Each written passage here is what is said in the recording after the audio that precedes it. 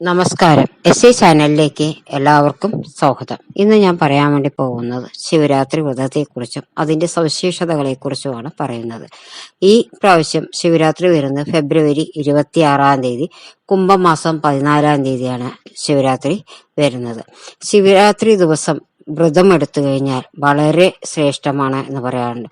മിക്ക ആൾക്കാരും എല്ലാവരും തന്നെ ശിവന്റെ അമ്പലത്തിൽ പോവുകയും അന്ന് തൊഴും, അർച്ചനയ്ക്ക് കൊടുക്കുകയും ധാരയ്ക്ക് കൊടുക്കുകയും ഒക്കെ ചെയ്യും. കാരണം വളരെ ശ്രേഷ്ഠമായ ഒരു ദിവസമായിട്ടാണ് മഹാശിവരാത്രിയെ കാണുന്നത്.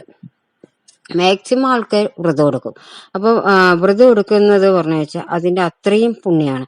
വ്രതം എടുക്കുന്ന രീതിനെ കുറിച്ചാണ് പറയുന്നത്. എന്താണ് ശിവരാത്രി എന്ന വ്രതത്തിന്റെ സവിശേഷതകൾ എന്ന് പലർക്കും അറിവുള്ള കാര്യമാണെങ്കിലും കൃത്യമായ ഒരു ധാരണയില്ലാത്തവർ ഇപ്പോഴും കുറെ ആൾക്കാരുണ്ട്.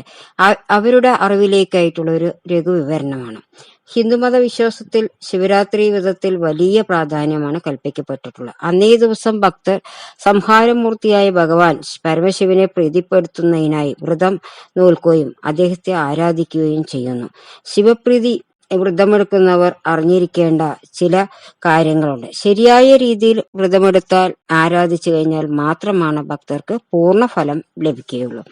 അവിവാഹിതരായ പെൺകുട്ടികൾക്ക്, കല്യാണം ആവാതിരിക്കുന്നവർക്ക്, അല്ലെങ്കിൽ കുറെ കല്യാണം വൈകിക്കൊണ്ട് പോണവർക്ക്, അങ്ങനെയുള്ള പെൺകുട്ടികൾക്ക് വ്രതമെടുത്ത് ഇഷ്ടവരനെ ലഭിക്കും എന്നാണ് വിശ്വാസം. കാരണം ശിവരാത്രി വ്രതം എടുത്തു കഴിഞ്ഞു വെച്ചാൽ ആ വ്രതം എടുക്കുന്ന പെൺകുട്ടിക്ക് അവർ മനസ്സിൽ വിചാരിക്കുന്ന വരൻ വന്നു ചേരും എന്ന് പറയാറുണ്ട്. അതേസമയം വിവാഹം കഴിഞ്ഞവർക്കാണെന്നുണ്ടെങ്കിൽ വ്രതമെടുക്കുന്നതുകൊണ്ട് അവരുടെ വീട്ടിലേക്ക് ഐശ്വര്യം, സമ്പത്തും സമൃദ്ധിയും വന്നു ചേരും. അവർക്ക് ആരോഗ്യങ്ങളും ഉണ്ടായിത്തീരും എന്നും പറയാറുണ്ട്. ഈ ശിവരാത്രി ദിവസം വ്രതമെടുത്ത് നമ്മൾ ശിവനെ പ്രാർത്ഥിക്കുമ്പോൾ നമ്മൾ ആഗ്രഹിക്കുന്ന കാര്യം ശിവ ഭഗവാന്റെ മുന്നിലേക്കായിട്ട് വെക്കുമ്പോൾ ആ ആഗ്രഹം എത്രയും വേഗം നടന്നു കിട്ടും എന്ന് പറയാറുണ്ട്. എന്റെ കുട്ടിക്കാലത്തൊക്കെ എന്റെ അമ്മമ്മ പറയാറുണ്ട്, ഇന്ന് എന്താണോ പ്രാർത്ഥിക്കുന്നത് അന്ന് ഫലമാണ് എന്ന് പറയാറുണ്ട്. അത്രയും ശ്രേഷ്ഠമായ ദിവസമാണ് ശിവരാത്രി എന്ന് പറയുന്നത്. ശ്രേഷ്ഠമായിട്ടുള്ള വ്രതം എന്ന് പറയാം. അത് ചിട്ടയോട് കൂടിയിട്ട് വേണം ആ വ്രതം എടുക്കാൻ വേണ്ടിയിട്ട്. അതിൻ്റെതായ രീതിയിൽ ആ വ്രതം എടുത്താൽ മാത്രമാണ് അതിനുള്ള ഫലം നമ്മൾക്ക് ലഭിക്കുകയുള്ളൂ. അപ്പൊ വ്രതം എടുക്കേണ്ടത് എന്ന് പറയുന്നത് ശിവരാത്രി ആരംഭിക്കുന്നത്, മഹാശിവരാത്രി വ്രതം ആരംഭിക്കുന്നതിന് ത്രയോദശി വാവ് കഴിഞ്ഞ് 13-ാം നാൾ മുതലാണ്. ഈ ദിവസം മുതൽ വ്രതമെടുക്കുന്നവരുണ്ട്. ഇറച്ചി, മീന് അങ്ങനെയുള്ള ആഹാരങ്ങളൊക്കെ ഒന്നും കഴിക്കരുത്. പിന്നെ വ്രതശുദ്ധിയോട് കൂടിയിട്ട് ഇരിക്കണം. അങ്ങനെ ഇരിക്കുന്നവർക്ക് ഏറ്റവും കൂടുതൽ ഫലമാണെന്ന് പറയാറുണ്ട്. ഈ ദിവസം മുതലാണ് ഉപവാസം തുടങ്ങുന്നത്. വ്രതമെടുക്കാൻ ആഗ്രഹിക്കുന്നവര് ശിവരാത്രിയുടെ തലേ ദിവസം വീട് കഴുകി തുടച്ച് വൃത്തിയാക്കി ഭഗവാനെ നന്നായി പ്രാർത്ഥിച്ച് അന്ന് തന്നെ നമ്മൾ തലേ ദിവസം വൈകിട്ട് അരി ആഹാരം കഴിക്കാൻ പാടില്ല. അരിയല്ലാത്ത ആഹാരം കഴിച്ച് വേണം വ്രതം പിറ്റേ ദിവസം ആരംഭിക്കാൻ.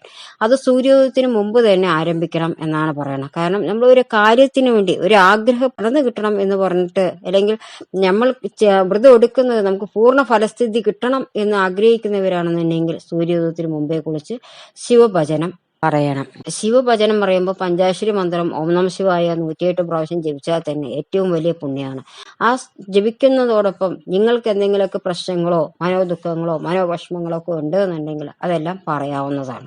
കാരണം അന്നത്തെ ദിവസം ഏറ്റവും കൂടുതൽ ഫലമാണെന്നാണ് പറയുന്നത്. നമ്മൾ എന്ത് പ്രാർത്ഥിക്കണോ അത് അടുത്ത വർഷത്തിനുള്ള നമുക്ക് വന്നിട്ടുള്ള ആവിധ പ്രശ്നങ്ങളൊക്കെ തീർന്നു കിട്ടും എന്നും ഒരു വിശ്വാസം കൂടിയിട്ടുണ്ട് ഈ ശിവരാത്രിക്ക്. ശിവരാത്രി ദിവസം 2 രീതിയിൽ വ്രതമെടുക്കുന്നുണ്ട്. പൂർണ്ണ ഉപവാസമോ അല്ലെങ്കിൽ ഒരു നേരം ആഹാരം കഴിച്ചുകൊണ്ട് തന്നെ വ്രതം അനുഷ്ഠിക്കാം. ആരോഗ്യസ്ഥിതി അനുകൂലമായവർക്ക് പൂർണ്ണ ഉപവാസം, അല്ലാത്തവർക്ക് ഒരിക്കൽ മാത്രം ഭക്ഷണം കഴിച്ചുകൊണ്ട് വ്രതം ഇരിക്കാവുന്നതാണ്. അന്ന് ഉപ്പ് ചേർക്കാത്ത ഭക്ഷണങ്ങൾ കഴിക്കുന്നത് ഏറ്റവും നല്ലതാണെന്ന് പറയാറുണ്ട്. പിന്നെ അത് ചേർത്ത് കഴിക്കണം എന്നുള്ളവർക്ക് സ്വല്പം കല്ലുപ്പിട്ട് കഴിക്കാവുന്നതാണ്. ഒരിക്കലായിട്ട് എടുക്കുന്നവർക്കാണ് ഈ ഉച്ചയ്ക്ക് അരി ആഹാരമായിട്ടുള്ള ഭക്ഷണം. അരി ആഹാരം എന്ന് പറയുന്ന സമയത്ത് പച്ചരി ആണ് ഇതിന് കൂടുതലും കഴിക്കാറ്. ശിവന്റെ അമ്പലത്തിൽ പോയിട്ട് അവിടെ നിന്ന് നിവേദ്യം കിട്ടുകയാണെങ്കിൽ അത് കഴിക്കുന്നത് ഏറ്റവും പുണ്യമാണ്. ആ ദിവസം നമ്മൾ ശിവന്റെ അമ്പലത്തിൽ പോയി ഉച്ചയൂണ് അവിടെ നിന്ന് നിവേദ്യമായിട്ട് കിട്ടുന്ന അത് കഴിക്കുന്നതുകൊണ്ടും നമ്മൾക്ക് നല്ലത് വന്നു ചേരും എന്ന് പറയാറുണ്ട്. അന്ന് രാത്രി പൂർണ്ണമായും ഉറക്കമൊഴിച്ചിരിക്കുകയാണ്. പിറ്റേ ദിവസം വൈകിട്ട് 6 മണിക്ക് നിലാവ് കണ്ടതിന് ശേഷമാണ് നമ്മൾ ഉറങ്ങാറ്. അത്രയും ശ്രേഷ്ഠമായിട്ടുള്ള ദിവസമാണ്. കാരണം 24 മണിക്കൂർ ശിവഭജനം, ശിവന്റെ സ്തുതികൾ ജപിക്കുകയും ശിവമന്ത്രങ്ങൾ ജപിക്കുക, ശിവന്റെ അഷ്ടോത്തരം ജപിക്കുക, അങ്ങനെയൊക്കെ ചെയ്യുന്നത് വളരെ പുണ്യമാണ്. പിന്നെ അതേപോലെ തന്നെ ശിവന്റെ അമ്പലത്തിൽ പോയിട്ട് നമ്മൾ വലം വെക്കുമ്പോൾ പഞ്ചാക്ഷരി മന്ത്രം ജപിച്ചുകൊണ്ട് വലം വെച്ച, അല്ലെങ്കിൽ അഷ്ടോത്തരം ജപിച്ചുകൊണ്ട് വലം വെച്ച് കഴിഞ്ഞാൽ അത്രയും ശ്രേഷ്ഠമാണ് എന്നാണ് പറയപ്പെടുന്നത്. ശിവരാത്രി ദിവസം അതുപോലെ തന്നെ 2 നേരം കുളിക്കണം. രാവിലെയും വൈകിട്ടും കുളിക്കണം. കുളിച്ച് ശുദ്ധവൃത്തിയായിട്ടിരിക്കണം. നല്ല വെളുത്ത വസ്ത്രങ്ങളൊക്കെ ഇട്ട് നമ്മൾ ശിവ പഞ്ചാക്ഷരി മന്ത്രം ജപിക്കാൻ വേണ്ടിയിട്ട് അന്ന് മുഴുവനും തന്നെ നമ്മൾ ഓം നമഃ ശിവായ ജപിക്കുന്നത് ഏറ്റവും പുണ്യമാണ്. അത്രയും ശക്തിയായിട്ടുള്ള അതാണ് മഹാശിവരാത്രി.